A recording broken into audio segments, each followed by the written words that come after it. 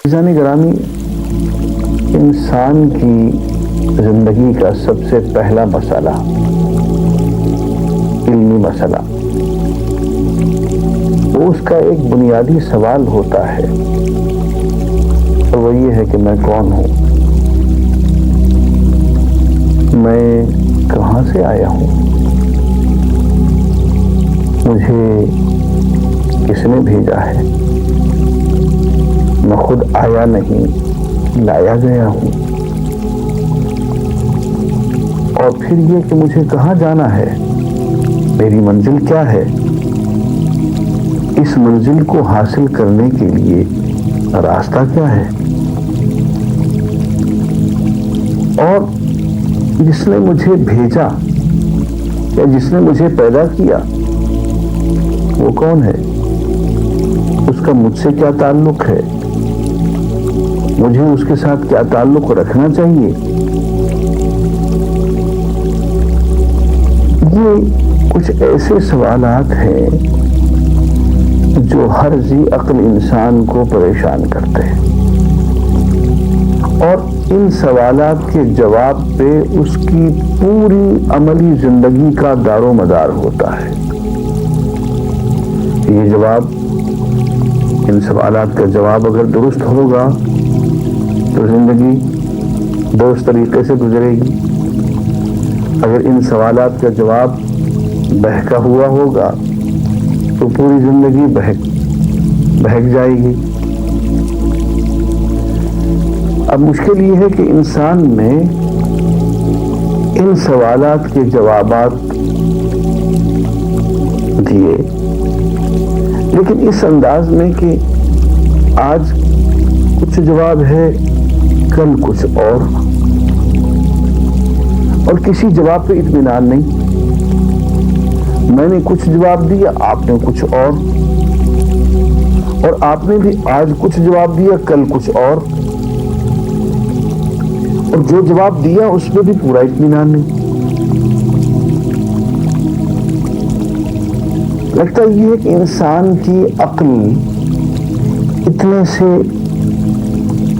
معمولی مگر بنیادی سوالات کو سمجھنے میں یا ان کے جواب دینے میں بالکل بے بس ہے۔ انسان کی عقل کیا ہے، اس کا تفکر، تدبر کیا ہے؟ بات یہ ہے کہ ہم حواس خمسہ کے غلام ہیں۔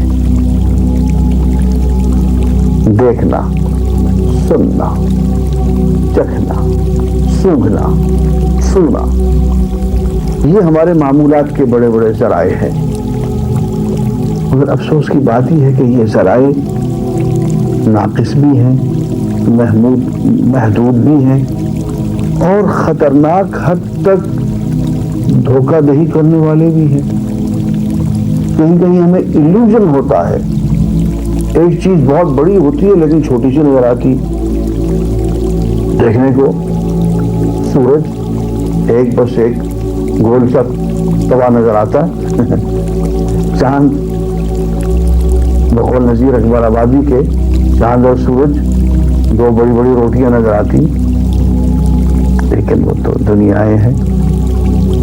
دیکھنے میں ایک چیز چھوٹی نظر آتی ہے مگر وہ بڑی ہوتی ہے، بعض دیکھنے میں بڑی نظر آتی ہے مگر وہ چھوٹی ہوتی ہے، بعض میں ایک چیز سرے سے ہوتی ہی نہیں ہے لیکن وہ نظر آتی ہے، ہیلوسینیشن آپ کہتے ہیں۔ آپ صحرا میں آپ کو پانی نظر آتا ہے، کچھ بھی نہیں ہوتا۔ تو معلوم ہوا کہ انسان کے حواس خمسہ جو معلومات دیتی ہیں وہ معلومات درست نہیں ہوتی، محدود ہوتی ہیں۔ پہلے تو ایک حد تک میں سن سکتا ہوں، ایک فاصلے تک، اس سے آگے میری قوت سماعت کام نہیں کرتی۔ میں ایک فاصلے تک دیکھ سکتا ہوں، اس کے بعد میری بینائی کام نہیں کرتی۔ ایک تو حواس خمسہ محدود ہوتے ہیں، دوسرے دھوکہ دے بھی ہیں۔ تو ان حواس خمسہ سے جو معلومات ہمیں حاصل ہوں گی، ہم انہی معلومات کی بنیاد پہ ہی تو عقل و تفکر سے کام لیں گے۔ انہی معلومات کو ہم جمع کرتے ہیں، انہی میں ربط پیدا کرتے ہیں، انہی سے نتائج نکالتے ہیں، اسی کو آپ تفکر کہتے ہیں، اسی کو تعقل کہتے ہیں۔ تو مشکل یہ ہے کہ ہماری عقل بے بس ہے، کیونکہ بے بس حواس خمسہ پہ منحصر ہے، اس لیے ہم جو نتائج نکالتے ہیں، جو ہمارا فہم و تدبر ہوتا ہے، وہ بھی محدود ہوتا ہے، ناقص ہوتا ہے، غلط ہوتا ہے۔ اس موقع پہ ہماری دستگیری کو اللہ کی وحی آتی ہے، اللہ کا نبی آتا ہے، اور ان تمام بنیادی سوالات جو میں نے بھی عرض کیا کہ میں کون ہوں، کہاں سے آیا ہوں، مجھے کس نے بھیجا، مجھے کہاں جانا ہے، میری منزل کیا ہے، میری منزل کہیں اسی دنیا تک محدود ہے یا سرحد ادراک کے اس پار بھی ہے، ان تمام سوالات کے جوابات جب عقل بے بس ہو جاتی ہے تو اللہ کا نبی آ کے دیتا ہے، اور وہ عقل کی طرح محدود حواس خمسہ کا غلام نہیں ہوتا، وہ عقل کی طرح شک، گمان، ظن سے بات نہیں کرتا، بلکہ اللہ کا نبی تو سیدھی سیدھی بات، کہ میرے پاس جو علم کا ذریعہ ہے وہ بہت یقینی ہے، مجھے تو بھیجنے والے نے خود بتایا ہے، میں اس سے ہم کلام ہوتا ہوں، اس نے یہ معلومات مجھے سیدھے سیدھے طریقے سے پورے تیقن کے ساتھ دیے، کوئی غلطی کا امکان نہیں ہے۔ اور یہی وجہ ہے کہ وہ لوگ جو کہ صرف عقل پہ بھروسہ کرتے ہیں، ان کی سوچ، ان کا اسلوب، ان کا انداز، ان کی زندگی گزارنے کا طریقہ، ان کی ہر چیز بالکل الگ ہوتی ہے۔ اس کے برعکس وہ لوگ جو انبیاء ہوتے ہیں، جو وحی کے ذریعے ہمیں تعلیم دیتے ہیں، ان کی زندگی، ان کی سوچ، ہر چیز بالکل الگ ہوتی ہے۔ وہ لوگ جو صرف عقل کے بھروسے چلتے ہیں، میں نے عرض کیا کہ وہ اپنی بات پہ بھی بھروسہ نہیں کرتے، ان کی ہر گفتگو شک،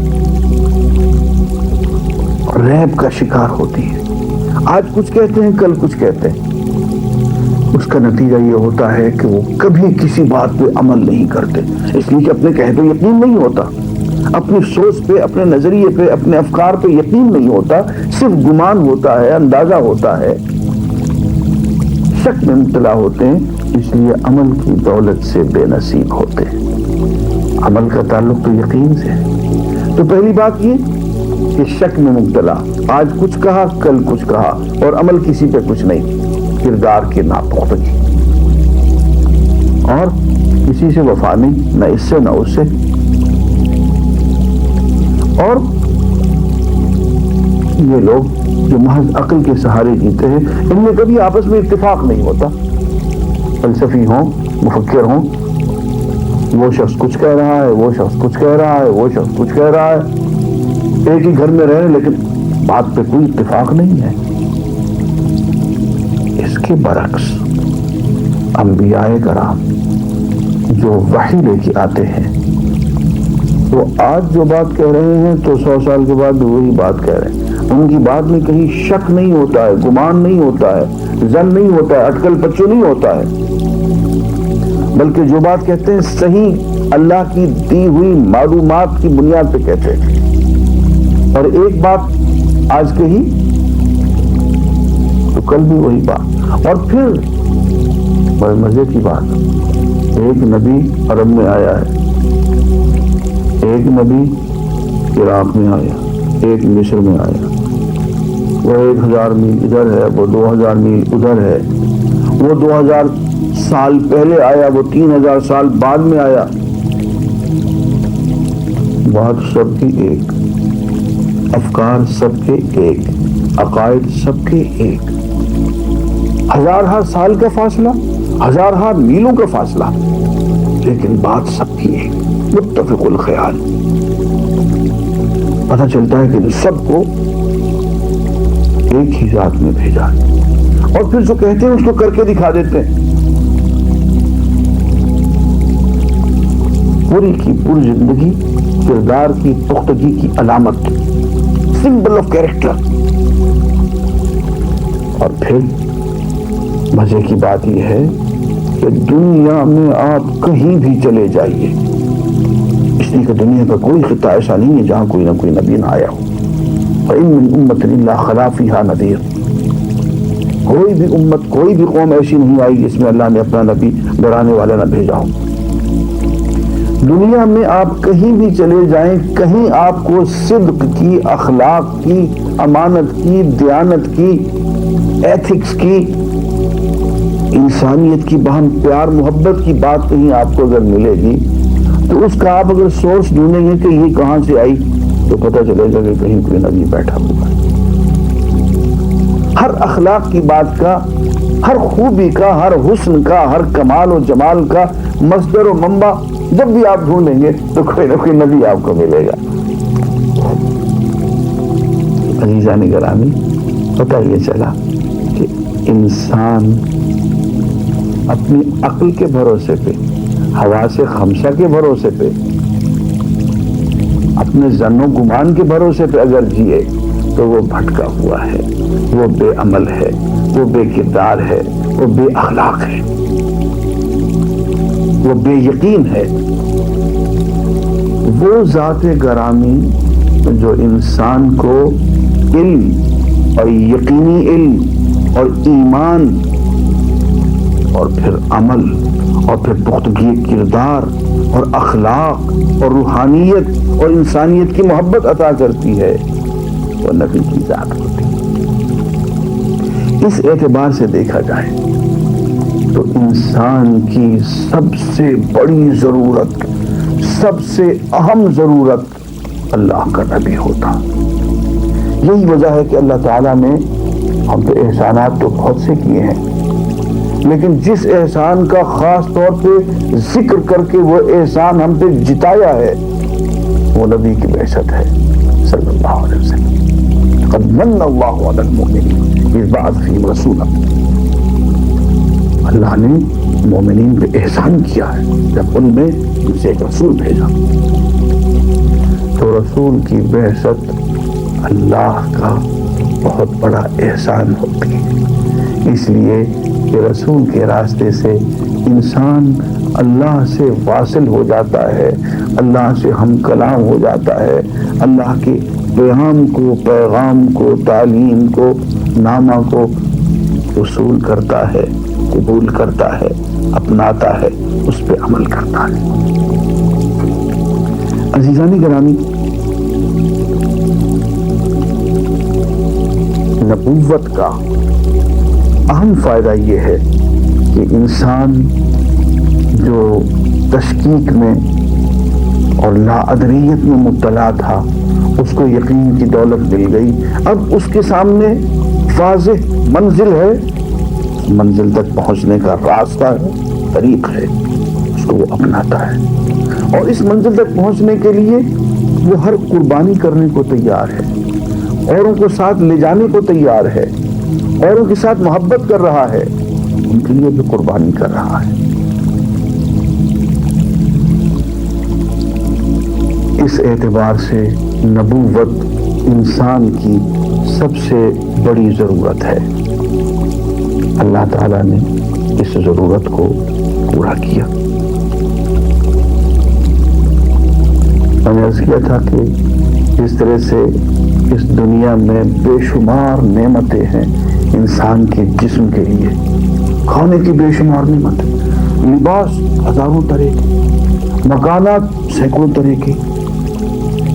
انسان صرف جسم ہی تو نہیں ہے، جسم تو سواری ہے، اصل سوار تو روح ہے.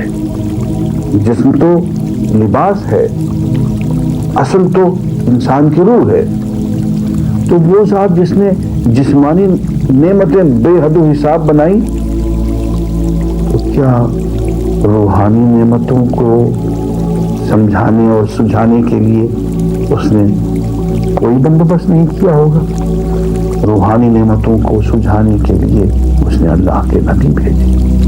مسند احمد میں ایک حدیث ہے، اس میں ارشاد ہے کہ حضور اکرم صلی اللہ علیہ وسلم نے ارشاد فرمایا کہ اللہ تعالیٰ نے اس دنیا میں 1,24,000 کے قریب انبیاء بھیجے، 315 رسول بھیجے.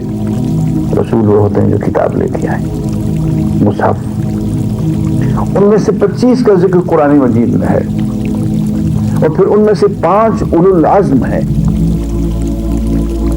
حضرت نوح، حضرت ابراہیم، حضرت موسیٰ، حضرت عیسیٰ اور حضور اکرم علیہ صلوات اللہ تعالی اجمعین۔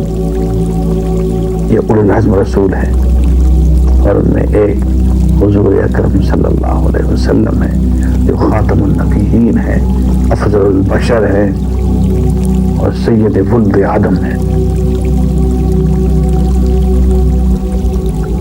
عزیزان گرامی، یہ جتنے انبیاء ہیں یہ سب راستے ہیں اس منزل کی طرف جسے ہم اللہ کہتے ہیں۔ اللہ کی ذات گرامی منزل ہے اور نبی کی ذات گرامی اس منزل کو راستہ ہے۔ مجھے کسی نے پوچھا کہ کس سے زیادہ محبت کی جائے، اللہ سے یا نبی سے؟ میں نے کہا اللہ کے بندے، دونوں میں فرق کیسے کرے گا؟ منزل کی طرف دھیان دے گا تو راستے کی طرف دھیان خود بخود ہو جائے گا، راستے کو زیادہ دھیان دے گا تو منزل کی طرف خود بخود لپکے گا۔ ان دونوں میں کہاں فرق کر سکتے ہو؟ یہ دونوں کی محبت ایک ہی چیز کی محبت ہے۔ راستے کی محبت منزل کو پہنچاتی ہے، منزل کی محبت راستے پہ چلاتی ہے۔ قرآن مجید میں کہا گیا قل ان کنتم تحبون اللہ فاتبعونی یحببکم اللہ۔ اے نبی ان سے کہہ دو اگر تم سچ مچ اللہ سے محبت کرتے ہو فاتبعونی، میرا اتباع کرو، میرے پیچھے پیچھے چلے آؤ، میرے نقش قدم پہ چلو، میری پوری زندگی کو اختیار کر لو، میری ناپسند کو ناپسند بنا دو، میری پسند کو پسند بنا لو، میری ایک ایک ادا پہ مر مٹو، میری پوری زندگی کو اختیار کر لو، تو اللہ بھی تم سے پیار کرے گا۔ معلوم یہ ہوا کہ اللہ کی محبت کا حصول اتباع نبی سے ممکن ہے۔ یہ تمام انبیاء، اس کی مثال مولانا جلال الدین رومی نے بہت خوبصورت دی۔ وہ فرماتے ہیں کہ ایک چونٹی تھی، اسے یہ خواہش پیدا ہوئی کہ اللہ کے گھر بیت اللہ کعبہ میں پہنچے۔ بیچاری چونٹی کعبہ میں کیسے جائیں؟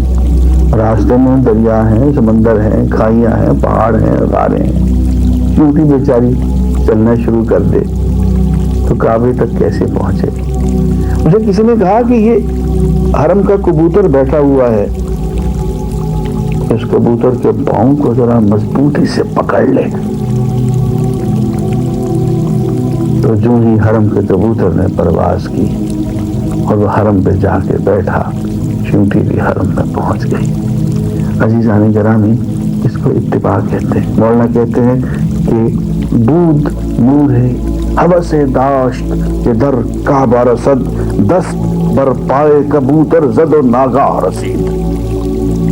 چونٹی تھی، دل میں خواہش پیدا ہوئی کہ کعبے میں پہنچے، حرم کے کبوتر کے پاؤں کو اس نے مضبوطی سے تھام لیا اور ناگاہ بیت اللہ میں پہنچ گئی۔ اسے اتباع کہتے ہیں کہ عقل قرما کن بپیش مصطفیٰ، اپنی پوری زندگی کو، اپنی سوچ کو، فکر کو، جذبات کو محمد رسول اللہ صلی اللہ علیہ وسلم کے قدموں میں ڈھیر کر دو،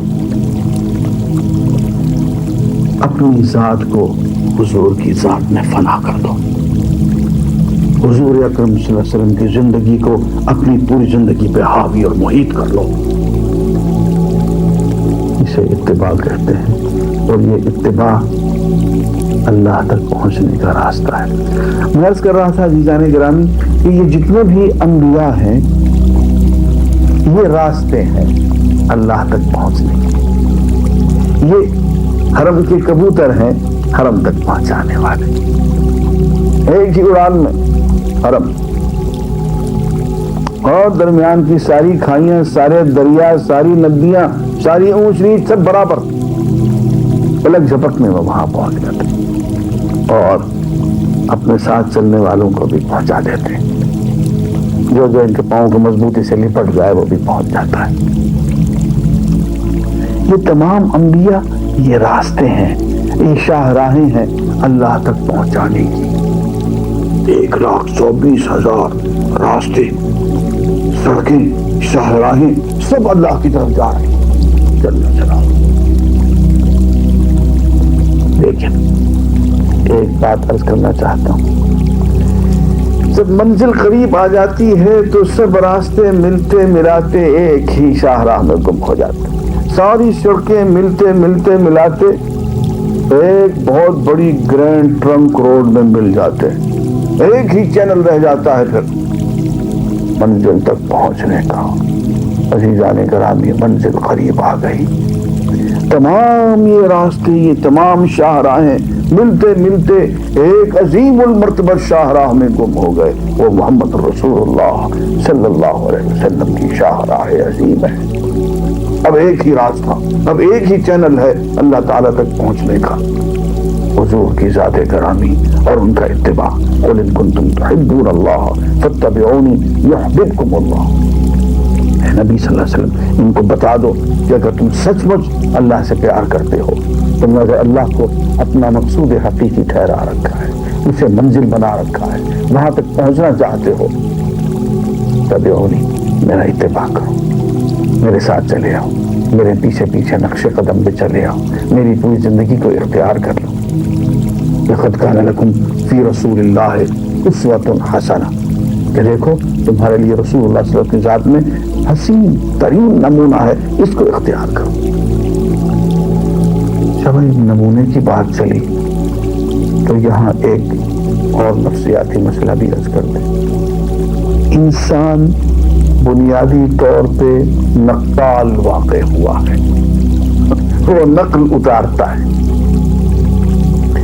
آپ غور کریں کہ ایک بچہ ویسے ہی بولتا ہے جیسے اس کے والدین بات کر رہے ہیں، وہ چلتا بھی اسی انداز میں ہے، ایک ایک عادت وہ اپنے والدین کی اپناتا چلا جاتا ہے، والدین کی شخصیت کو وہ اپنی شخصیت پہ محیط کر لیتا ہے، اپنی شخصیت کو ان کی شخصیت میں گم کر دیتا ہے، ان کے نمونے کو اختیار کرتا ہے، اس کو اتباع کہتے ہیں۔